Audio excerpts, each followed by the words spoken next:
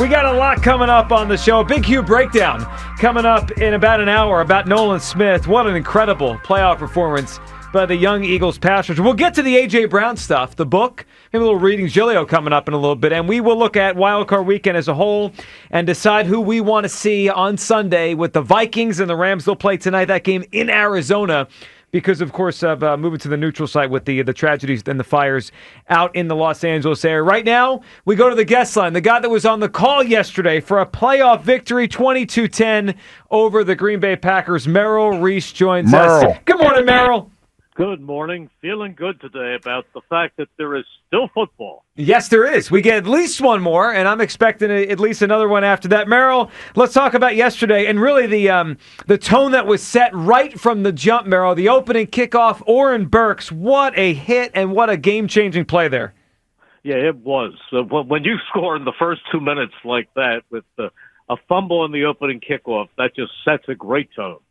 It did, and it was a very physical game yesterday. Hugh has mentioned this a few times today. Just from that play, and then a little bit later in the game, Nolan Smith coming around and taking on a block of a Packers offensive lineman. That player Jenkins was out after that, and it just felt like it became a very physical football game right from the jump.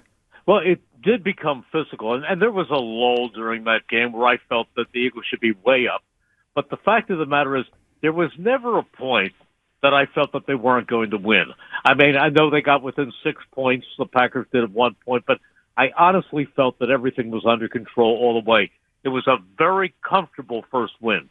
I agree with that. And the score may have dictated, they're only up a score here. But every time they needed to respond, they did. And, Merrill, the one thing that gave me comfort, even when the game was close-ish, is this defense, Merrill. They've done it all year. They did it yesterday. That's a Packers offense that I know they were down some people, but they had averaged 27 points a game this year, and they didn't even come close to that. Just a dominant effort by this whole defense.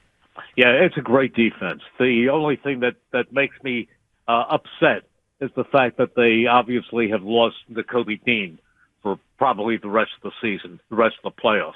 And that's a shame because I thought he was all over the field making plays. He has had a very special season. Yeah, it is a shame, and the reports are coming in that this is the end of the season for Nakobe Dean. Even that play yesterday, I mean, he got hurt making a great play, blowing up a screen pass, so it continued right to the end for him. Merrill, what stood out yesterday for me on the defensive side was the play of Nolan Smith. It's been so much fun watching him grow up this year, Merrill, because last year he didn't play much. Early this season wasn't much of an impact, but I don't know. I think it was around that Cleveland game that started to hit me that he's starting to make an impact here. And yesterday, I mean, he was all over. He's the youngest Eagle to have 2 sacks in a playoff game in history. I mean, he was really impactful yesterday. He is a great player. And last year, people were almost ready to use the B word about him being picked at the end of the first round. But Vic Fangio, to his credit, came in at the very beginning of this summer, and he said he is a good player. He is getting better. He felt he was very, very confident in him, and it seems like every game he has a sack. He is a really impactful player. Yeah, that play where he ran on the inside and then ran outside to get Jordan Love was awesome. Merrill, let's talk about the offense. So the turnover early gets them the ball in a short field, and they score on a touchdown pass from Hurts to Jahan Dotson. Merrill, I can't remember, and I was asking Hugh if he could, and we can't think of one, where a quarterback sat in the pocket for 7 seconds. Sometimes a quarterback will run around, like the Donovan play in Dallas all those years ago. But to be able to sit in the pocket for 6.75, whatever it was, I've never seen that before. Yeah, in the earlier game, I saw that happen with Josh Allen in Buffalo, where he sat back there and finally let it go. It was the same thing here with Jalen Hurts had all day, and finally Jahan Dotson cleared in the back of the end zone. I wish they'd throw a little more to Jahan Dotson. I know they have great receivers, but Jahan Dotson is a very tough receiver, and he can be utilized a lot. We saw it last week when he was used with the backups, but he's a good player. Well, he made a big play. I mean, that started the game yesterday, and we've been waiting for it, and there he did it. All right, Merrill, let's talk about Jalen and overall how he played. So it's interesting. When the week started, I think we thought, there's probably going to be some rust. He hasn't played in a while, coming off the concussion. But he did start 6 for 6, including the touchdown. But then I think you used the word a lull. Merrill, it felt like there was an hour, maybe more of real time, where they didn't complete a pass, but then they let it drive, and Jalen throw the ball to Goddard, and they score again. What did you make of Jalen's performance yesterday? He did what he had to do. He controlled the game. He did not turn over the football. That's the amazing thing about Jalen Hurts. He does not give up the football. And there's one word that describes Jalen Hurts better than any other: winner. On every level in which he's ever played, he is a winner. I think next to Patrick Mahomes, he has the single most wins in the National Football League over the past 4 years. He wins games. He has confidence. It's spread among his teammates. And when he has to make a play, he makes a play. He made a play yesterday that kind of went unnoticed, but he raced to his left as hard as he could go to his left, and then he pivoted around and threw a strike to Devontae Smith down the left sideline. That is a very, very difficult pass to make, and yet he was right on target. And then, of course, he read the blitz and hit Dallas Goedert for the touchdown. He did what he had to do. Yeah, and if you look at the internet and you see the people talking and evaluating quarterbacks, they rave. They turn Justin Herbert into Superman, and yet he goes and throws 4 interceptions, and he's never won a game in the preseason. Well, and you look through the games this weekend, Merrill. If you kind of remove the Baltimore and the Buffalo game, because those were pretty lopsided, the other 3 games that had some, they were questionable who would win or how it would go, it was kind of tight at times. The quarterback that turned the ball over lost, right? Yesterday was Jordan Love.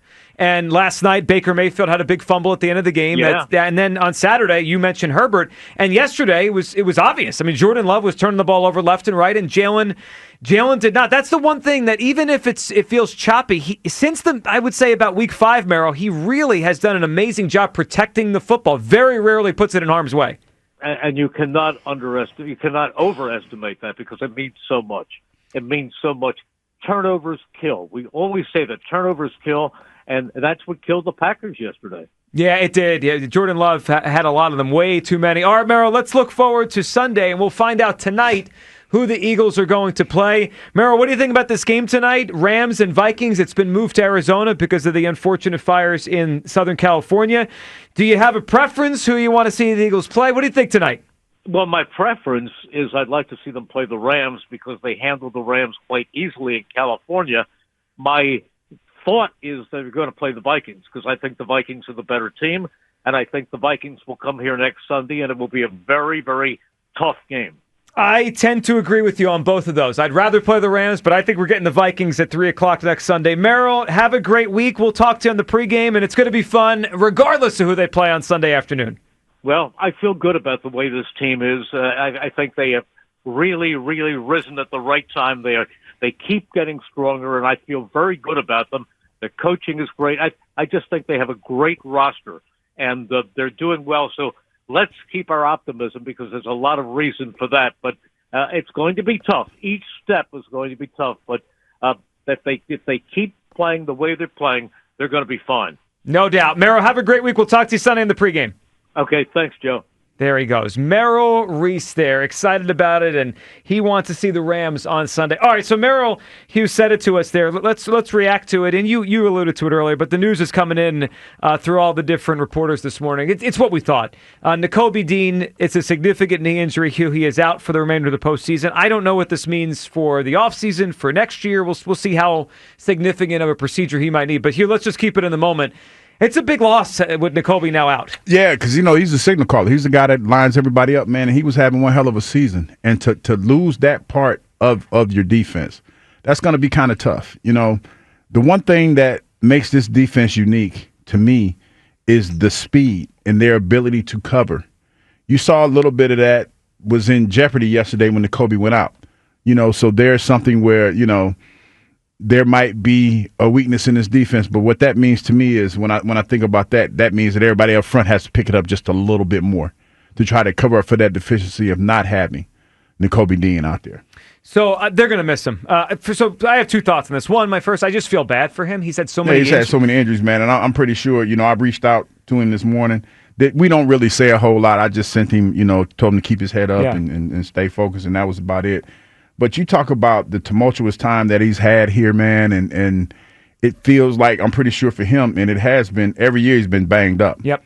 And he's had to miss some significant time, so it has to be frustrating for him. But like I said, prayers are with him, man, and, hopefully have a speedy recovery and get back out there. Yeah, so, and look, they're going to miss him for the rest of this postseason run. I don't know how long it will take him in the offseason to next year to get back, but that's a separate issue. You mentioned something, Hugh, that I noticed right away. When he went out of that game, the Packers started throwing the ball to Josh Jacobs more out of the backfield. That feels like a problem now moving forward. They got to figure out something there because we'll see who it is. Is it Kyron Williams? Is it Aaron Jones this coming Sunday? If we get to the title game, Jahmyr Gibbs is a real problem catching the ball in the backfield. That feels like something teams are going to try to attack now. Now, Oren Burks is all right. Like, he's a fine backup, but there's a drop-off. I mean, it's not really Nakobe Dean, paid his dues, man. Yeah. He was doing a lot out there, so, yeah, that's going to be a tough. Yeah, it is.